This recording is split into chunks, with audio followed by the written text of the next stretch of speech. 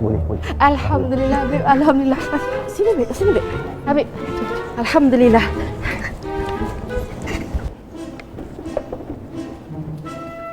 Allahu Akbar, Umi.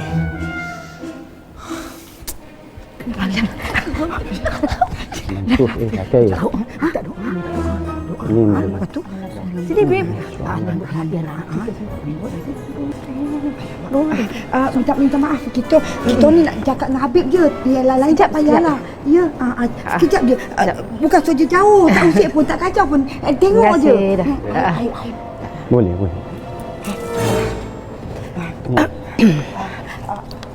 Habib, sebenarnya saya dengan kawan saya ni nak minta tolonglah kalau boleh lembutkan hati anak kita orang ni. Betul tu, Habib. Kami ni nak jodohkan anak kami tau. Tapi diorang tu degil sangat, Habib. Susah sangat kan? Betul. Ada tak doa supaya jodoh. dengar cakap kita ni? Boleh doa, tapi bagi saya mencari jodoh ni lebih macam memancing ikan. Bila kita memancing, hasilnya sesuai dengan harapannya. Lokasinya juga harus tepat. Umpannya pun kita tak boleh tukar-tukar suka hati. Mencari jodoh sama juga. Kalau kita mencari orang yang saleh, kena cari dalam tempat berkumpul orang-orang saleh.